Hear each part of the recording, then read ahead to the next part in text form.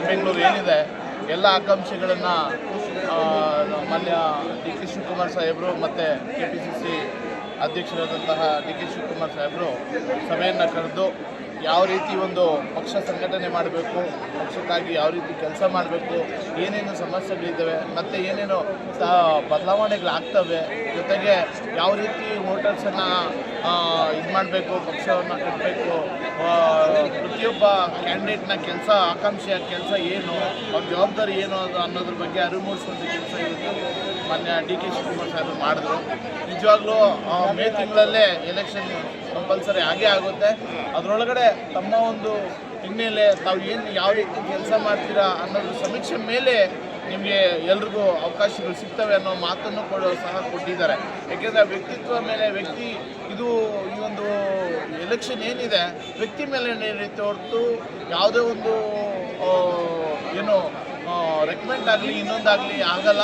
ಆ ವ್ಯಕ್ತಿನ ಯಾವ ರೀತಿ ಗುರುತಿಸ್ತಾರೆ, ಆ ಸ್ಥಳೀಯವಾಗಿ ಆ ವ್ಯಕ್ತಿಯ ಹಿನ್ನೆಲೆ ಏನಿದೆ ತಿಳ್ಕೊಂಡು ಅಂಥವ್ರನ್ನ ಆಯ್ಕೆ ಮಾಡ್ತೀವಿ ಅಂತ ಮಾನ್ಯ ಡಿ ಕೆ ಶಿವಕುಮಾರ್ ಸಾಹೇಬರು ಹೇಳಿದ್ದಾರೆ, ಹಾಗೂ ಎಲ್ಲ ಮುಖಂಡರುಗಳು ಹೇಳಿದ್ದಾರೆ.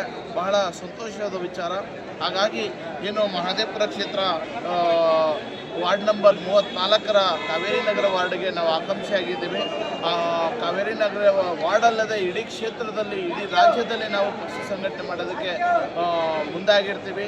ಸೇವೆ ಮಾಡೋದಕ್ಕೆ, ಜನರ ಸೇವೆ ಮಾಡೋದಕ್ಕೆ ಒಂದು ಅವಕಾಶ ಕೊಟ್ಟರೆ ನಿಜವಾಗ್ಲೂ ಮುಂದಿನ ದಿನಗಳಲ್ಲಿ ಇಡೀ ರಾಜ್ಯದಲ್ಲಿ ನಾವು ಪಕ್ಷಕ್ಕೆ ದುಡಿತೀವಿ ಅಂತೇಳಿ ರೂಢಿ ಚಿನ್ನಿ ನಮ್ಮ ಹೆಸರು ಭಾರತೀಯ ಸೇವಾ ಸಮಿತಿ ರಾಷ್ಟ್ರೀಯ ಅಧ್ಯಕ್ಷರು. ಈಗಾಗಲೇ ನಾವು ಹಲವಾರು 25 ವರ್ಷಗಳಿಂದ ಸೇವೆಯನ್ನು ಮಾಡ್ಕೊಂಡು ಬಂದಿದ್ದೀವಿ.